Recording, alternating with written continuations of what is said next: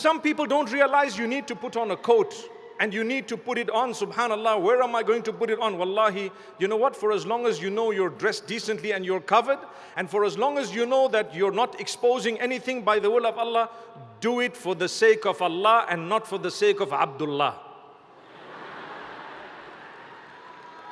Right? And this is why this evening we seated all the Abdullahs down here and all the rest at the top there, mashallah. They say that the sisters are perhaps 80% and the brothers are 20%, subhanallah. And those 20 dictate the pace. No, that's not going to happen. It's Allah who dictates the pace by the will of Allah.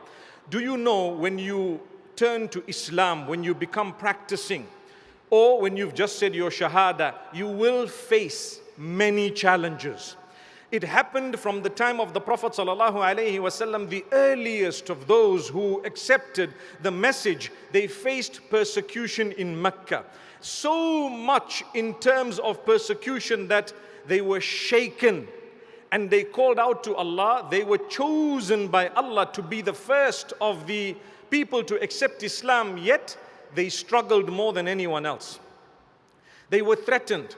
Many of them were beaten. Look at Bilal ibn Rabah radiyallahu anhu. What an example. Look at the family of Yasir, known as Al Yasir. How much did they suffer? They were murdered, some of them. May Allah Almighty grant them the highest ranks of Jannah. وَالسَّابِقُونَ السَّابِقُونَ أُولَئِكَ الْمُقَرَّبُونَ فِي جَنَّاتِ النَّعِيمِ.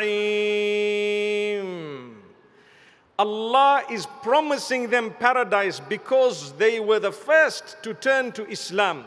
They were the ones who came in right at the beginning. Allah's telling them, you know what? They are the close ones. For them, they will be paradise. They will receive and achieve more than they would ever have imagined. May Allah Almighty make us steadfast. So if Abu Bakr, Umar, Uthman, Ali, radiyallahu anhum jami'an, may Allah be pleased with all of them, and the others went through so much in terms of hardship and difficulty, do you think we're not going to go through hardship and difficulty? You need to learn to be a proud Muslim, not pride that comes with arrogance and haughtiness and belittlement of others and rejection of the truth, but rather the pride as in happiness. I'm happy to be a Muslim. I'm a happy Muslim and I'm proud of my identity. Here is my beard, here is my cloak. And that's why I started the way I did, because while arguing about what should go before the other, you might just lose the entire sister. She'll say, you know what? Bugger this whole argument. Neither an abaya nor a cloak, nor a coat. It's out. It can happen. Agreed? People put so much of pressure on others that they get so fed up, they say, I made a mistake. However, look at Allah telling us, you will face challenge. You have to face challenge.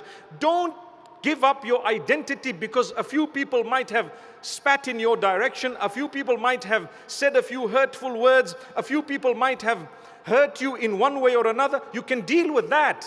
You can deal with that. You must deal with that in an appropriate way. But it should not deter you regarding your faith. If anything, it must make you stronger. If anything, it must make you stronger in your faith. If you decide to practice and your own family members are against you, it should make you stronger, because there were those chosen by Allah, who went through that as well.